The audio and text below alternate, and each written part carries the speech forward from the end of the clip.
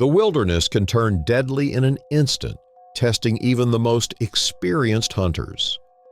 From the freezing Alaskan coast where a massive grizzly bear slammed an RV with bone-crushing force, to the wild Karluk River where a Kodiak exploded from the brush, in this video you'll witness 6 stories that reveal moments of raw power, relentless danger, and heart-stopping tension in the world's most unforgiving landscapes.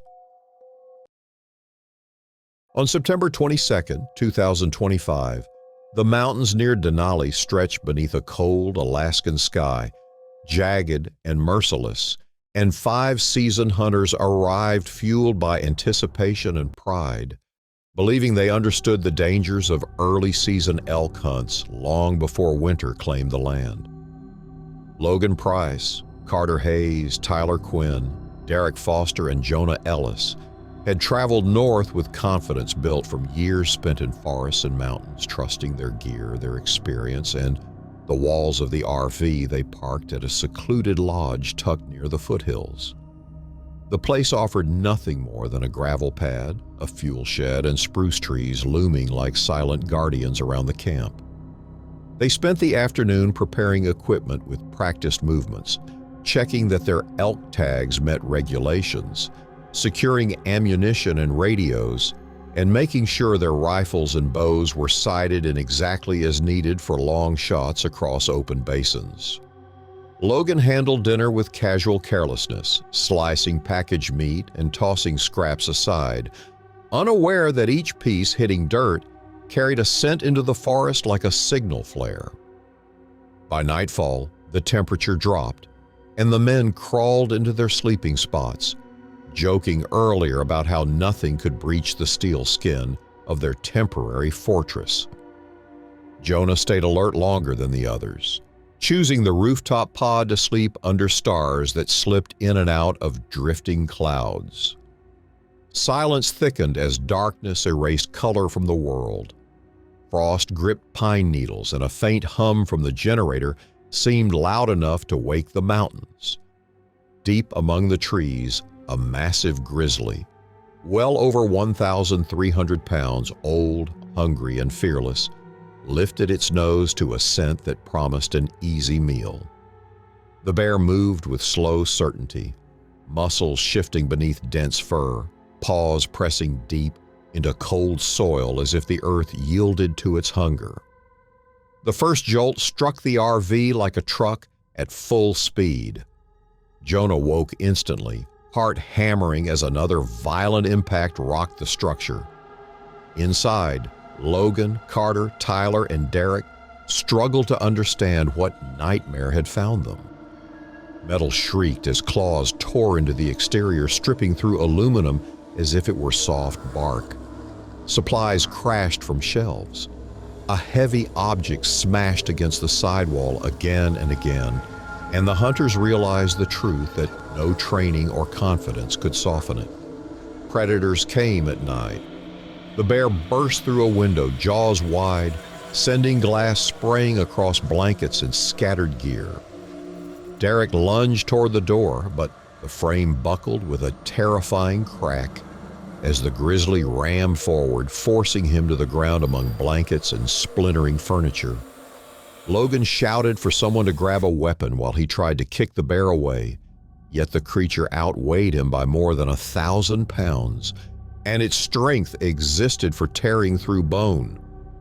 Jonah grabbed his .375H and H rifle, breath sharp and desperate, scrambling to position himself above the nightmare unfolding below. He aimed down into the darkness, but hesitated, terrified he would shoot his friends instead of the beast. He fired a warning shot into the night, the boom rolling through the trees, the recoil jolting him hard. The grizzly paused for only a moment, rage and hunger drowning hesitation, then lunged deeper into the RV's heart. It seized Logan first, jaws clamping around his torso, lifting and shaking with primal instinct that silenced him in seconds. Carter tried to swing a rifle as a club but never got the chance to fire. A claw ripped across his neck and chest, sending him tumbling into chaos and blood. Tyler crawled toward the rear exit, dragging a sliced leg behind him, but the bear pinned him under crushing weight. Derek attempted to reach the shotgun near the small kitchenette, crawling through debris, but the grizzly slammed him downward and ended his struggle before he could even turn the weapon. Jonah fired again, the muzzle flash lighting the trees, the shot ricocheting off metal near the beast's hindquarters. The sound rattled through the attack, finally forcing the bear to retreat, not because it feared him, but because the struggle for food gave way to instinctive caution against the sudden violence of gunfire. It slipped out through the torn wall, disappearing into shadows, leaving the RV collapsing in ruin. Jonah's breath shook with every heartbeat, his body frozen between grief and survival instinct. The silence left behind carried more terror than the attack itself. When dawn brushed light across Denali's edges, he climbed down into wreckage soaked with blood and shredded memories of friends he had known for years. The air smelled of metal, gunpowder, and death. He staggered outside, boots crushing torn cans, discarded fabric, and deep claw marks carved into the dirt. The RV looked peeled open like the ribcage of a hunted animal. Scars scratched across the shed, and an ATV revealed how methodically the bear had searched for access, testing weakness until it found flesh. Jonah scanned the tree line with shaking hands wrapped around the rifle, knowing the grizzly still waited somewhere close, its hunger only delayed. The camp, once full of experienced confidence, now lay as a monument to how quickly the wild reversed human roles. The birds returned first, unaware of tragedy. Early sunlight glinted across blood drying on gravel. Jonah stood alone, forced to carry the weight of survival that felt more like punishment than luck, confronted with the truth every hunter fears yet rarely faces. The wilderness decides who walks away. On September 29, 2023, Eric Lindstrom returned to his remote campsite in the dense forests of Jämtland, Sweden. After a long day tracking a mature elk, his boots sinking slightly in the damp, pine needle-covered ground, the crisp northern air carrying the distant scent of autumn leaves and wet earth. Eric had spent the day methodically following the tracks of a bull elk that had been feeding in a secluded clearing near a slow-moving stream, moving quietly through the forest to avoid spooking his quarry. The hunt had been long, requiring patience and careful observation, and he had been pleased with his work, having successfully harvested the animal without disturbing the surrounding wildlife. At his camp, he had carefully stored the gutted meat in a locked cooler near his small, weathered tent, confident that its secure placement would deter any opportunistic scavengers. Eric was an experienced hunter, steeped in decades of navigating Sweden's forests, skilled in reading tracks, identifying animal behavior, and anticipating the movements of both prey and potential threats. Every decision he made in the woods was deliberate, grounded in a combination of instinct and knowledge, from choosing where to set up his campsite to ensuring his weapons and tools were ready for immediate use. The peaceful solitude of the forest was both his sanctuary and his proving ground, a place where his skills were tested and refined through years of observation and survival. At first light, as the pale orange light filtered through the birch and spruce, Eric approached his cooler, expecting to begin processing the elk meat for transport. His trained eye immediately noticed that something was wrong. The cooler had been overturned, its contents disturbed, and nearly half of the meat gone. Fresh tracks led away into the dense forest, irregular and hurried, suggesting the passage of humans rather than wildlife. More tellingly, the soil revealed the unmistakable imprint of ATV tires, cutting through the soft earth as if the forest itself had been violated by mechanical intrusion. A surge of tension coursed through him as he realized his worst suspicion had been confirmed. Poachers had raided his camp, taking advantage of his absence to steal the hard-earned meat. Eric moved cautiously, lowering himself behind fallen logs and underbrush, eyes scanning for movement, ears tuned to the faintest disturbance in the forest's quiet. The forest seemed to hold its breath as he followed the tracks, knowing that any sudden motion could reveal his presence. Minutes stretched into a tense crawl as he navigated the narrow trails and uneven ground, following the prints toward a small clearing.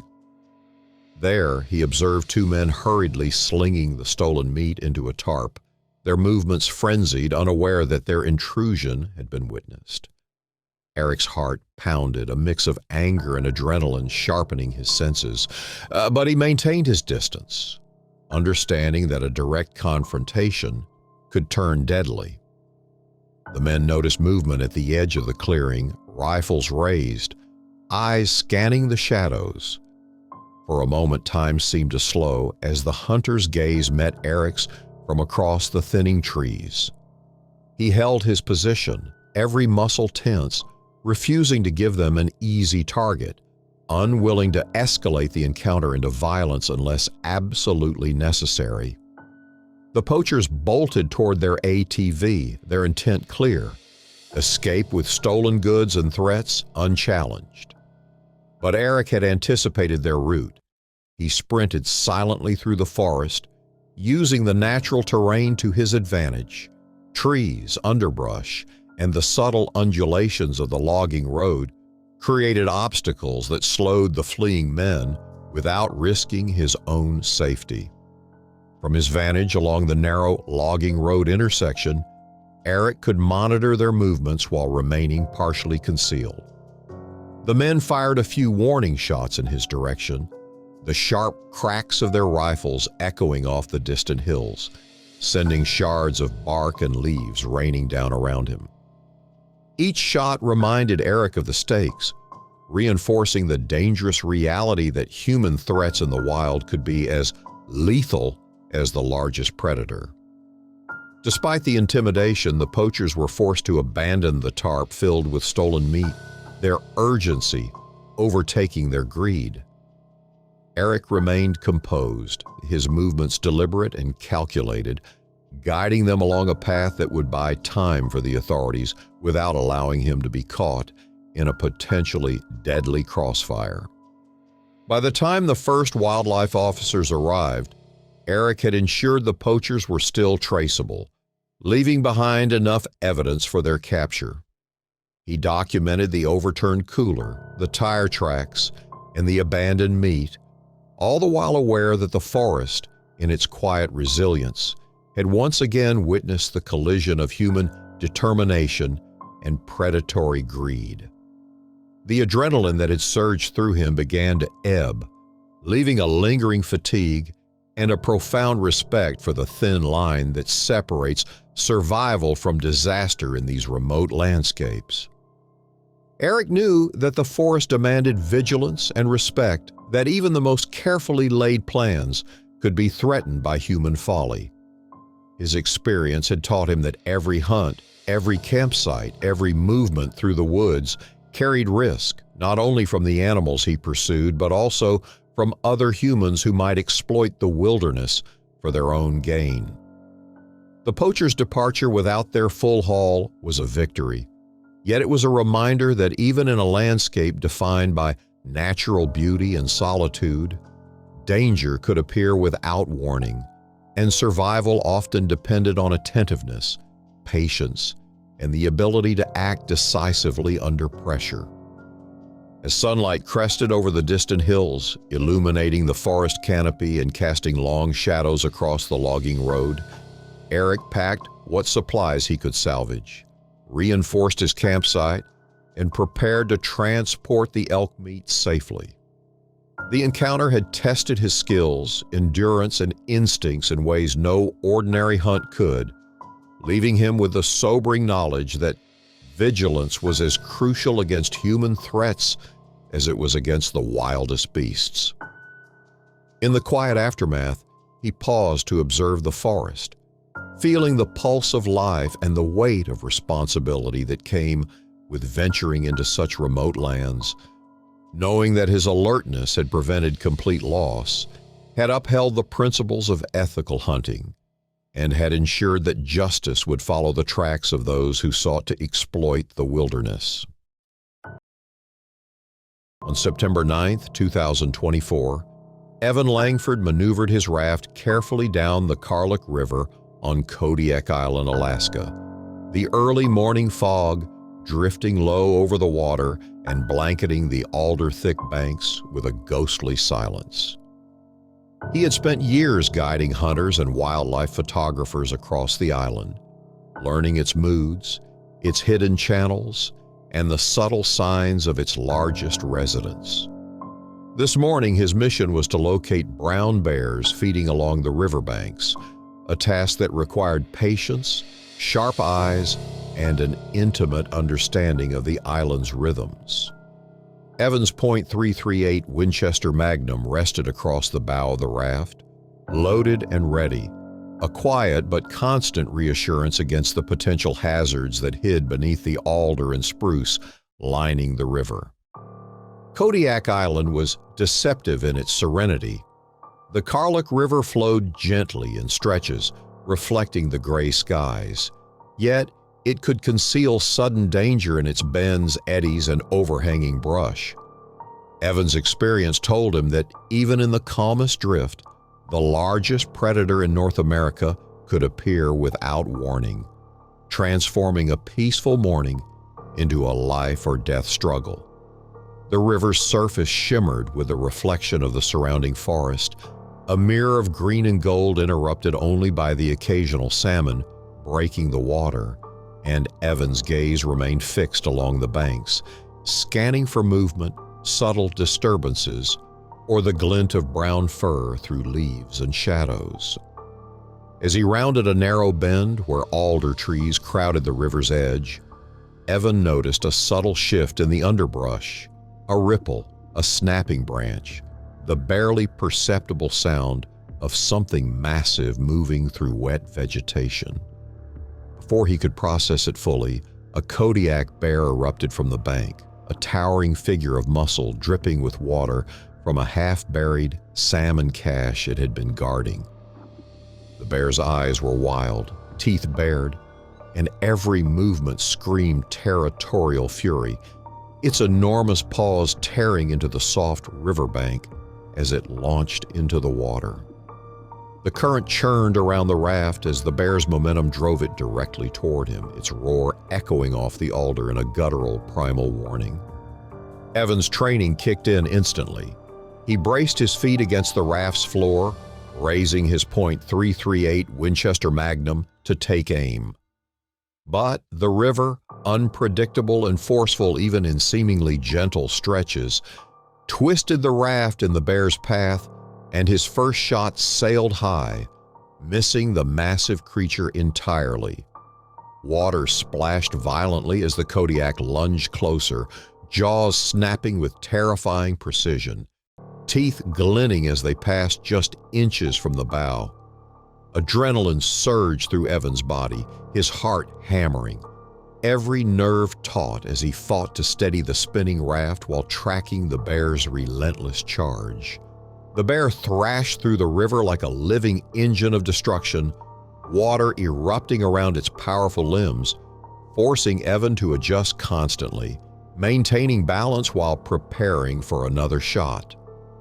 The current pulled at the raft, spinning it toward a shallow bend filled with submerged logs and tangled roots, and Evan's mind raced, calculating angles, distance, and the timing of the next round. He squeezed the trigger again, the rifle bucking in his hands as the bullet struck the bear's shoulder, a deafening crack cutting through the morning air. The Kodiak roared in pain and frustration, thrashing violently, its momentum finally checked, but its fury undiminished. The river became a chaotic tableau of spray, muscle, and sheer force. The bear struggled in the water, growling, rolling, and lunging with every ounce of strength it possessed, each motion churning the water around the raft into froth and foam. Evan gritted his teeth, using the momentary distraction to maneuver downstream, his movements precise and deliberate despite the rush of fear and adrenaline. He could feel the weight of the bear's presence, the primal assertion of territory that no human could truly contest, and he knew that survival depended as much on patience and poise as on firepower. Finally, after what seemed like an eternity compressed into seconds, the Kodiak retreated, loping back through the alder and into the dense forest beyond the riverbank. Water cascaded from its dripping fur, muscles rippling with residual tension, eyes still glinting with wariness and rage. Evan allowed himself a brief exhale, muscles trembling, adrenaline slowly ebbing, leaving a raw awareness of the encounter's precariousness. His raft floated downstream, spinning gently in the current now that the immediate threat had passed, carrying him through the quiet aftermath of a confrontation that reminded him once again that the waters of Kodiak Island were never truly safe. Even a calm drift could erupt into chaos at a bear's assertion of dominance, and the river had reminded him of that lesson in the most violent and immediate way possible. Evan's pulse still raced as he steadied the raft along a bend, scanning the banks for any sign of a second approach. He observed the salmon scattered across the shallows, the churned water marking where the bear had thrashed, and the dense forest beyond, which seemed both serene and menacing in its quietude. He understood that Kodiak bears were not merely animals. They were forces of nature, each one a sovereign entity with knowledge of its territory and the instincts to defend it with overwhelming power. He had seen many bears in his career, but few moments matched the raw intensity of the encounter this morning. The proximity of the predator, the palpable sense that survival hung on the narrowest edge of control and composure. As the sun rose higher, illuminating the river's surface and the forest canopy, Evan guided the raft carefully toward a more open stretch, aware that the river held no permanent refuge. The bear's presence lingered in his mind like a shadow, a reminder of the raw unpredictability of the wild and the necessity of vigilance. Every drift, every bend, every reflection on the water could conceal the presence of the island's most formidable resident. In that quiet moment, Evan recognized the delicate balance that defined hunting on Kodiak Island: respect for the land, respect for its predators, and an understanding that even the most controlled expedition could erupt into explosive danger when a Kodiak decided the river belonged to him. On November 21st, 2022, Eli Patterson settled quietly into his tree stand deep in the foothills of Wyoming's Bighorns, the late autumn sun barely piercing the frost-laden canopy. The air was motionless, carrying no wind to betray his position, no bird song to distract from the subtle movements of his quarry, just the faint creak of the tree stand settling as the rising sun softened the icy coating on its supports. Eli had been tracking mule deer in these hills for over a decade, learning the nuances of rut behavior, the patterns of their feeding and sparring, and the perfect moments when a hunter could gain an advantage without disturbing the fragile balance of the forest. Each hunt required patience, experience, and respect. The reward was never just the harvest, but the intimate connection with the land and its wildlife. That morning, Eli had focused on a particularly heavy-bodied buck, a mature animal with a wide, imposing rack that reflected years of dominance in the valley. For nearly an hour, he had watched it feed along a small clearing bordered by aspens, muscles rippling under its thick winter coat, antlers catching the early sun as it moved with deliberate grace. Eli's bow, meticulously maintained and strung with care, rested in his hands, every arrow sharpened and fletched for accuracy. He knew the slightest twitch or shift could make the difference between a successful shot and an empty chase. The forest held its breath as he waited, every nerve alert, every sense attuned to the subtle rhythms of life in the bighorns. Then, just as he drew back the bowstring, the calm shattered. From the ridge above, a second buck erupted through the brush, antlers lowered, hooves striking the earth with explosive force. It was a violent territorial charge, a display of dominance and aggression, and its sudden appearance transformed the stillness into chaos. Trees shivered under the impact of hooves, leaves, and frost flying in every direction as the second buck barreled forward, a living battering ram intent on asserting its supremacy. Startled, Eli released his arrow prematurely. It struck the first buck, grazing its shoulder, eliciting a sharp snort and a startled leap. The wounded deer bolted directly beneath his stand, its hooves pounding against the frozen forest floor with a thunderous rhythm.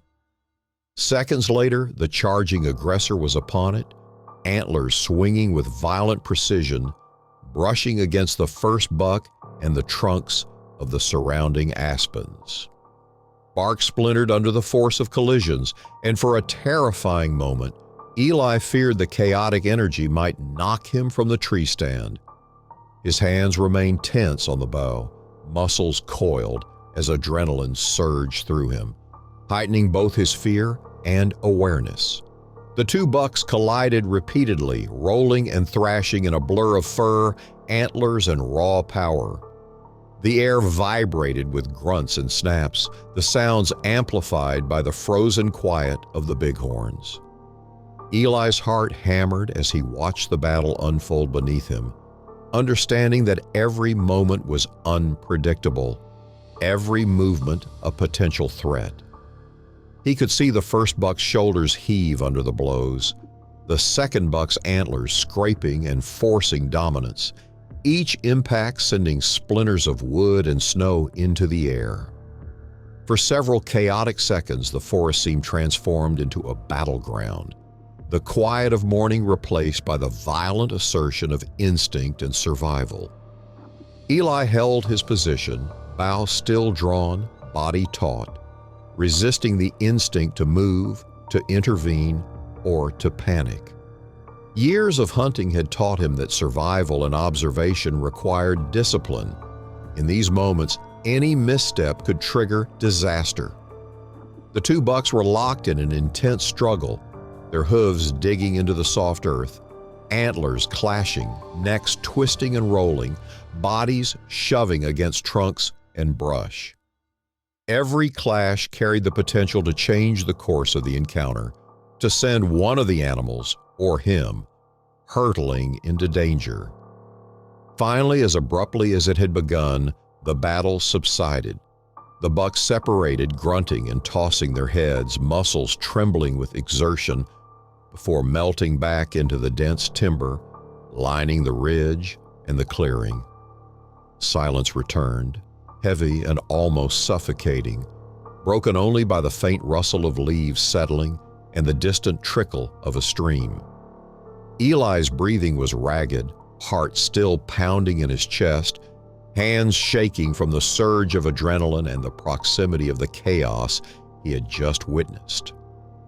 The bow remained drawn in his grip, though the threat had passed, a lingering tension etched into his muscles and mind.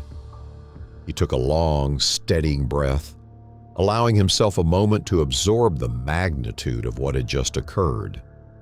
The forest had revealed itself in raw, unfiltered intensity, reminding him that even the most skilled hunter could be an observer as much as a participant. The encounter had been brief but unyielding, a demonstration of the power, agility, and unpredictability of the bighorn's mule deer. particularly in the heat of the rut, when territorial instincts overrode caution. Eli lowered the bow finally, muscles aching from tension, and scanned the clearing for any sign of the wounded buck. The animal had vanished into the thick timber, its presence now only a memory, a disturbance in the frost-laden underbrush. He understood that even a minor scrape or graze could have consequences in the harsh winter that followed. Yet the moment left him with a renewed respect for the natural hierarchy that governed these hills. Each animal had its place, its strength, and its instincts, and today he had witnessed the collision of those forces in their most raw and unmediated form. The morning stretched on, the frost softening further under the rising sun, and Eli remained in his tree stand reflecting on the encounter. He knew that the bighorns demanded patience, observation, and restraint, that success required more than skill, it respect needed for the unpredictable and often violent rhythms of the wild. Though he had not claimed a deer that morning, the hunt had tested his senses, his discipline, and his understanding of the delicate balance between hunter and prey.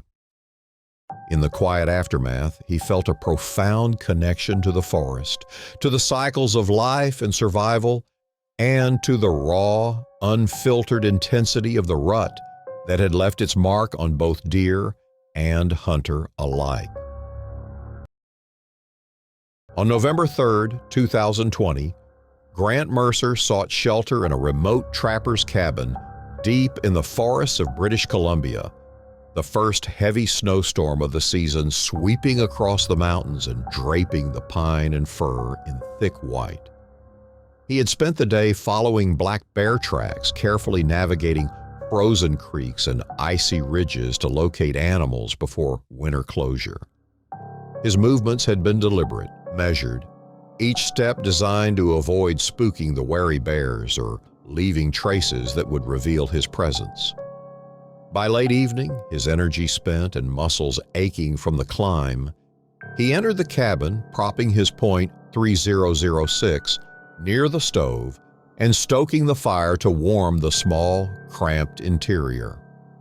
Grant was a seasoned hunter with decades of experience in British Columbia's unforgiving wilderness.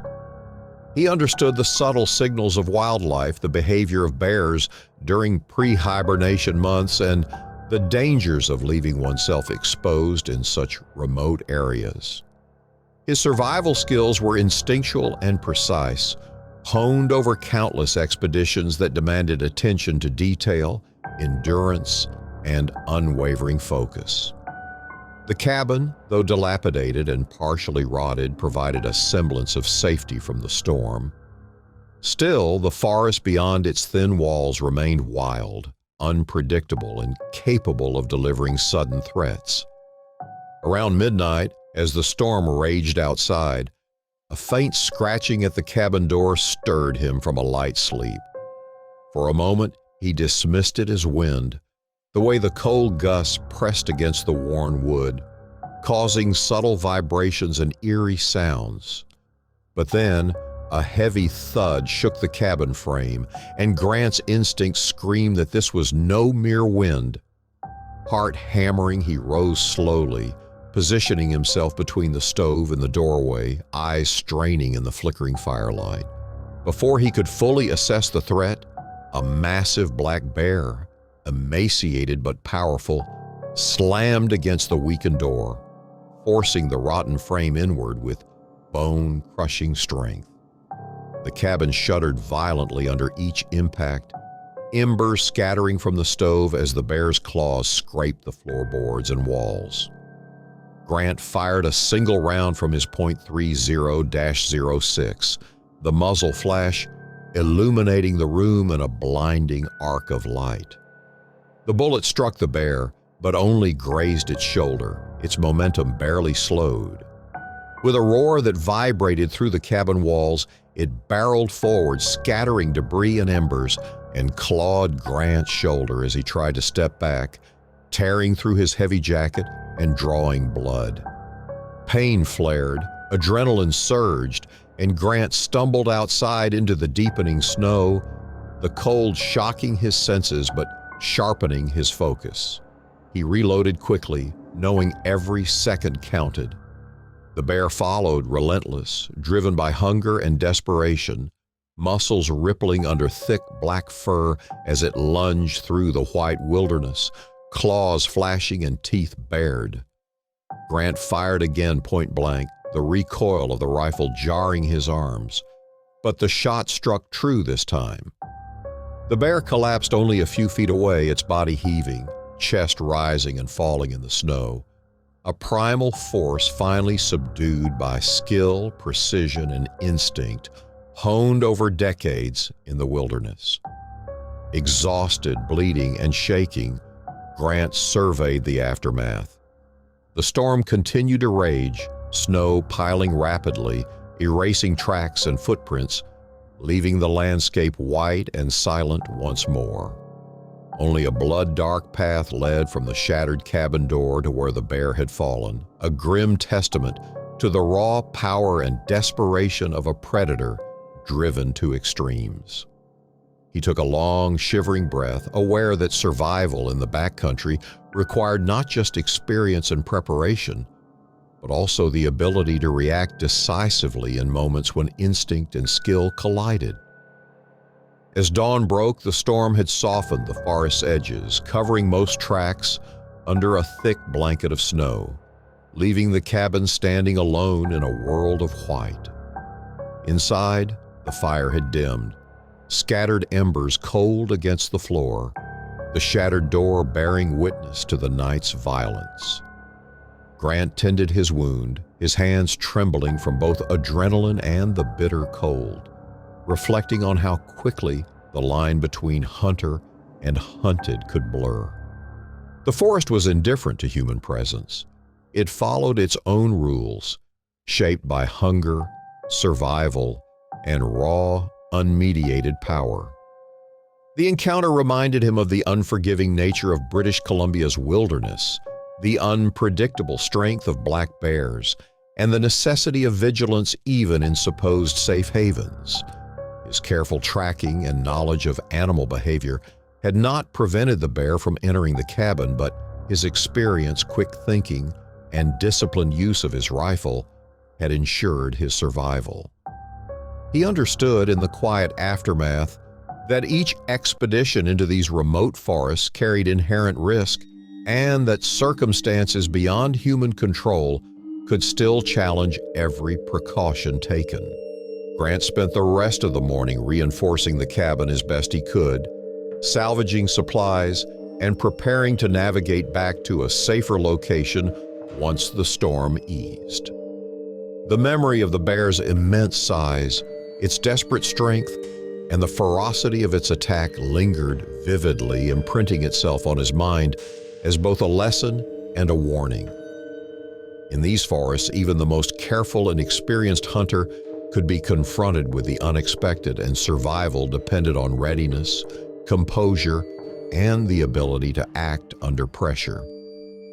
As he finally settled near the stove, watching the snow swirl against the windows and listening to the soft groan of the cabin under the storm's weight, Grant recognized the delicate balance of respect, skill, and vigilance that defined life in the backcountry. That night, he had survived a force of nature that few would ever witness up close.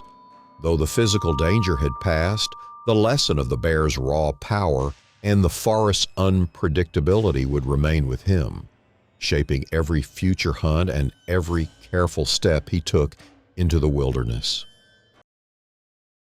On December 24, 2019, Leonhard Kruger arrived at a private estate in southern Hungary for a luxury-driven boar hunt, the early morning fog lingering among rolling oak forests and frost-kissed fields. The estate was meticulously managed, well-marked trails, beaters clad in bright orange vests, and fellow guests sipping steaming coffee between drives, speaking in hushed tones about previous hunts and the size of the wild boars rumored to roam the property.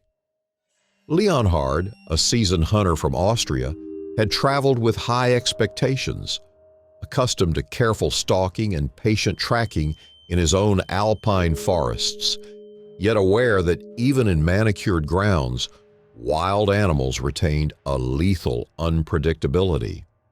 His borrowed Blazer R8 rested steady against his shoulder as he positioned himself near a narrow clearing, the damp cold seeping through his jacket, sharpening his senses for the moment when a boar might appear. The early fog clung to the forest floor, softening outlines and muffling sound, creating a strange suspension of reality as hunters waited in silent anticipation. Leonhard had hunted wild boar before, understanding their intelligence, raw strength, and remarkable speed. Yet even with this knowledge, nothing could fully prepare a man for the chaos that would erupt in the seconds to come. The clearing was quiet, frost glinting on fallen leaves, until a shout erupted from the uphill line of hunters and beaters. Almost instantly, the underbrush erupted.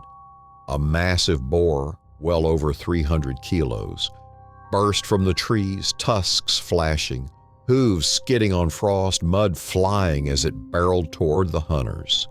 Its low grunt was barely audible over the sudden roar of movement, the creature's sheer size and speed making the forest feel impossibly small. Leonhard raised his rifle, taking aim in the split second afforded by instinct and training, but the first two shots were swallowed by the chaotic momentum, missing their target entirely as the boar surged forward. The line of hunters barely had time to react as the animal charged straight through, a living battering ram driven by fear, anger, and the raw instinct to escape. Leonhard's world contracted into sharp, terrifying detail. The thud of heavy hooves against earth, the snapping of branches, the gleam of curved tusks, and the rush of air as the beast collided with his body before he could reload. The impact drove him backward against the trunk of a sturdy oak, the force so violent that the tree shuddered under the blow. Tusks gouged deep into his thigh, tearing through the fabric of his hunting trousers, and pain exploded through his legs and hip, a white-hot jolt of raw intensity. For a heartbeat, the chaos seemed suspended. Hunters screamed, rifles cracked, and the animal veered erratically, its bulk moving like a dark tidal wave through the manicured lines of the estate. Leonhard's adrenaline surged, overriding shock and fear as he fought to remain conscious and aware of the boar's next movement. His fingers tightened on the rifle, heart pounding, as he dragged himself partially away from the trunk, bracing for whatever came next. Around him, the estate's order unraveled in seconds. Parked vehicles shook under the animal's weight. Beaters shouted and scrambled to avoid the rampaging boar, and snow-dusted branches splintered as it surged toward the open area where Land Cruisers and ATVs had been left. The boar slammed into a Land Cruiser with a terrifying crash, metal buckling, glass shattering, and the sound echoing across the forest like thunder. Leonhard forced himself up further, blood soaking through his trousers and gloves, hands trembling but unwavering on the rifle. With one carefully measured aim despite the chaos, he fired, the final shot striking true, and the boar collapsed mere meters from the vehicle, its immense body finally still, chest heaving in shallow, ragged gasps before quiet returned. Silence settled over the clearing, broken only by the distant calls of beaters regrouping and the crackle of disturbed branches. Leonhard slumped against the tree, barely conscious, pain radiating from his thigh, every muscle taut from the sudden, violent exertion. Blood seeped into the frost at his feet, and he felt the weight of the encounter, the precariousness of human control over even a manicured hunting ground. The estate had been carefully organized, every detail accounted for, yet In seconds, wildness had intruded, reminding all present that no planning could fully contain a creature born to survival and unrestrained force. He gradually became aware of fellow hunters moving toward him, voices tense, urgency in every step as they assessed his condition and the aftermath of the boar's rampage. Their presence was both reassuring and a stark reminder of how quickly events could spiral beyond expectation. Leonhard's survival was not due to luck alone. It was his training, reflexes, and the ability to act under extreme stress that had preserved his life, even as the beast had exerted its full power against him. By mid-morning, the estate staff had stabilized the scene, tending to both Leonhard and the remnants of the chaos. The Land Cruiser bore the indelible mark of the boar's charge, bent metal and shattered glass, a testament to the speed and power contained within that massive animal. Leonhard reflected on the thin lines separating human planning and raw nature, aware that even carefully managed hunts could erupt into life-threatening violence in seconds. The lesson lingered as he rested, every heartbeat reminding him that the forest, even when sculpted into hunting grounds and patrolled by beaters, was still wild, still untamed. A creature with instinct, speed, and strength could overturn assumptions, challenge human skill, and redefine risk in the span of moments. Leonhard survived, battered but alive, carrying with him a vivid reminder of the unpredictability and unyielding force of the natural world, and the humbling knowledge that ownership over the forest is fleeting when confronted with raw, unmediated power.